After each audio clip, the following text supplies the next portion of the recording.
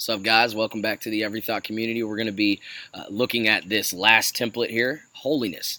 So let's look at the definition here is to be set apart from the world so that we can live to God. So we're set apart from the world so that we can live to God. We are killing our sin. We're getting rid of sin so that we can live to God, for God, so that we can experience joy in Christ.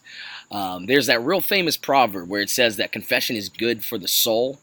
There's a release, there's an energy, there's a joy that is restored when we are able to confess. I think of Psalm 32. In Psalm 32, David he says, "Man, when I harbored my sin, when I kept it in, I was wasting away. My soul, my body was hurting, my soul was hurting." He says, "But when I confessed it, Lord, you forgave the guilt of my sin."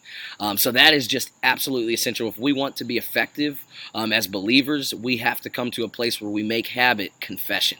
But as my friend Cole says, we don't want to just confess, but we want to live towards victory. We want to move towards transformation, and we want to live to Christ through our confession. So I'm excited about this holiness template, guys. Let's go ahead and get into it.